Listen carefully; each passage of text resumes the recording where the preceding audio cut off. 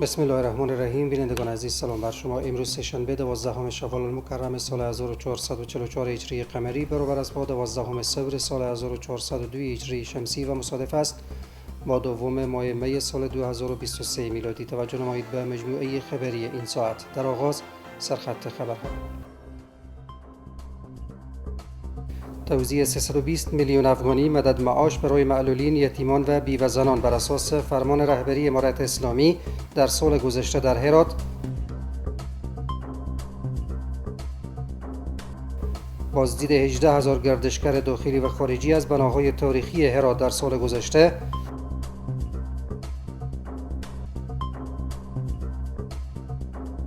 و بازداشت 7 تن به اتهام فروش مواد مخدر از سوی نیروهای امنیتی هرات.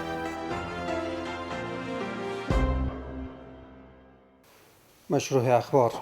مسئولان اداره شهدا و معلولین هرات میگویند که در سال گذشته بر اساس فرمان رهبری امارت اسلامی بیش از 320 میلیون افغانی مدد معاش ماهانه برای معلولین، یتیمان و بیوه ها در این ولایت توزیع نمودند. به گفته این مسئولان برای هر یتیم و بیوه ماهانه مبلغ 2000 افغانی و برای هر معلول بین 3 تا 15000 افغانی بر مبنای چگونگی معلولیتشان پرداخت شده است. در همین حال شماری از معلولین با ابراز قدردانی از کارکردهای اداره شهدا و معلولین این ولایت در روند طی مراحل اسناد آنان میگویند که معاش سال گذشتهشان را دریافت نمودند. محمد جمعه رضایی با جزئیات بیشتر. شماری از معلولینی که جهت طی مراحل اسنادشان به اینجا آمدند، آنان از کارکردهای اداره شهدا و معلولین هرات در راستای طی مراحل اسنادشان ابراز قدردانی نموده و میگویند که معاش در نظر گرفته شده در سال گذشته برای آنان پرداخت شده است.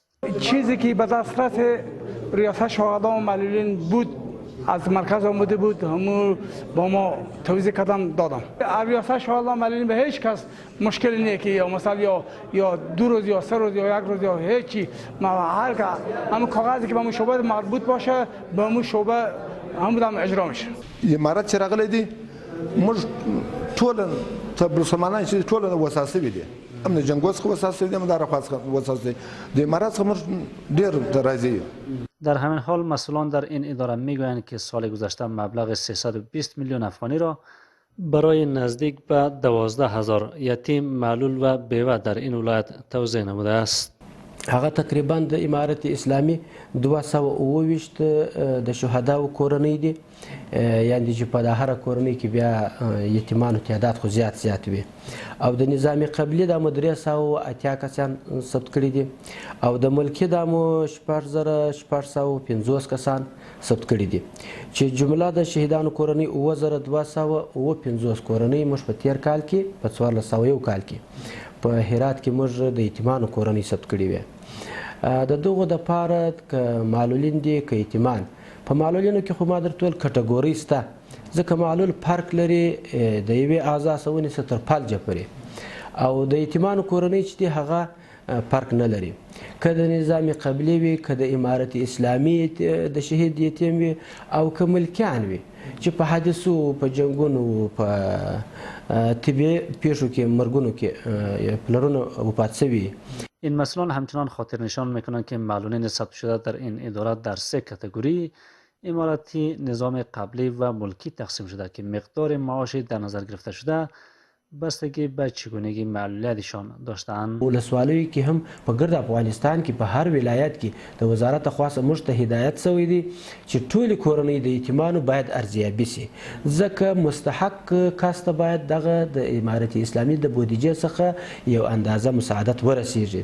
هغه غیر مستحق کسان چې په خلاف باندې ځان ثبتوي یا په اصولو کې برابر نه وي دوی ځان ثبتوي، پس که یتیمان چې دي هغه یتیم اوس موږ تر 18 کاله پورې د زیات عمرونه یې تر 18 کاله او دلته موږ ته کم عمرونه راشي، دا شان خامخا راځي، دا خو پیښیږي. خو د دغه دپاره د ارزیابۍ دپاره موږ خپل پرسونل لرو، خپل مدیران لرو، او د وزارت خوا څخه اکمال کېږي، دغه د خوا مصارف ورکول کېږي. موږ ارزیابي لرو هم په ولسوالیو کې او هم په ناحیو کې.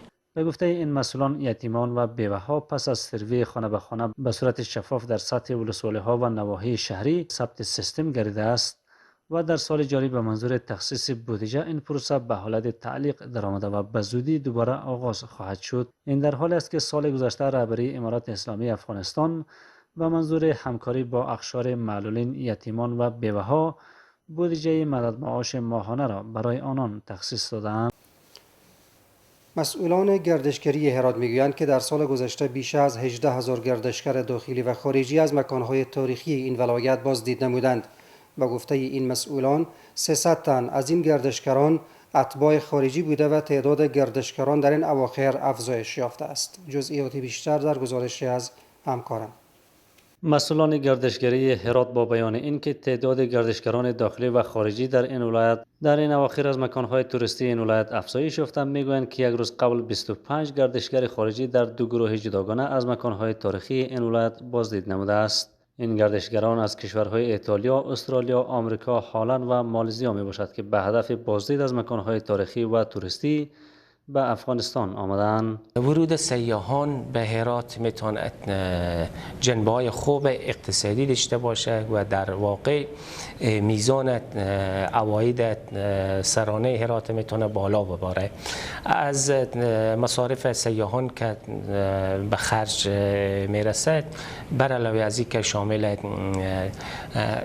ویزا، شامل تکت های هوایی یا ترانسپورت زمینی، مصارفی که در رستوران ها میکنن، در هتل ها میکنن، اونا یک بخشی از تولیدات محلی هرات هم میخرن و در این حال از سوقات هرات استفاده میکنن و از جانب دیگر یک بخش عواید مستقیمی هم ادارات دولتی و یا نهادهای مربوط دارن، مثلا از فروش تکت های ورودی به برخی ساعات، مثلا قلعه اختیار الدین، موزیم محلی هرات، موزیم منظر جهاد و این هم جزء عواید بخش توریسم هرات که شامل عواید دولت میشه. به گفته این مسئولان در سال گذشته بیش از 18,000 گردشگر داخلی به شمول 300 گردشگر خارجی از مکانهای توریستی این ولایت دیدن نموده است. بازسازی زیربناهای آثار باستانی و مکانهای تاریخی، ایجاد هتل‌ها و امکانات سفر و ارائه خدمات بهتر از مواردی اند که در رشد صنعت گردشگری کمک خواهد کرد.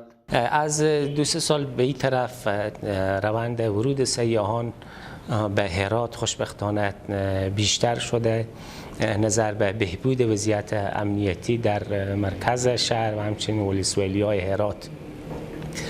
در سال 1401 خورشیدی تقریبا ما 18560 توریست داخلی و خارجی به ثبت داریم که این از ولایت‌های مختلف آمدن به هرات و از جاذبه‌های دیدنی و توریستی هرات بازدید کردند.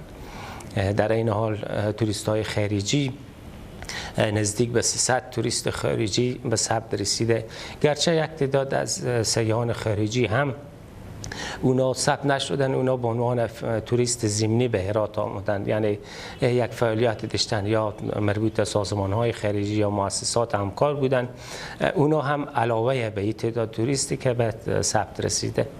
قلعه اختیار الدین، مسجد جامع، مصلی، منظر جهاد و موزیم هرات از جمله مکان‌های تاریخی اند که بازدیدکنندگان زیادی از داخل و خارج از کشور از آنها دیدن می‌کنند.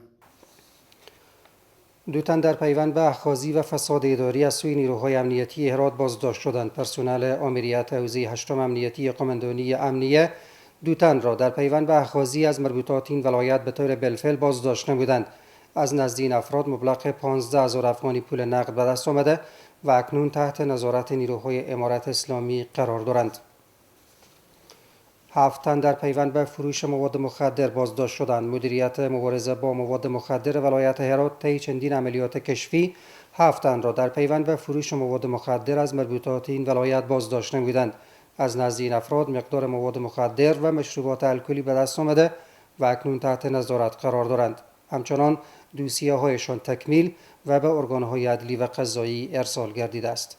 بینندگان عزیز، این بود مجموعه خبری این ساعت. توجه کنید به وضعیت هوای شهر و چند ولسوالی ولایت هرات.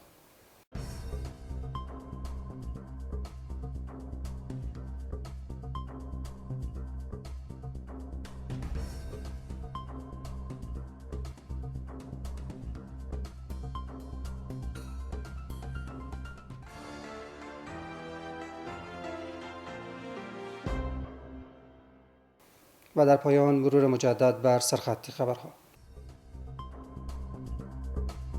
توزیع 320 میلیون افغانی مدد معاش برای معلولین، یتیمان و بیوه زنان بر اساس فرمان رهبری امارت اسلامی در سال گذشته در هرات. بازدید 18,000 گردشگر داخلی و خارجی از بناهای تاریخی هرات در سال گذشته.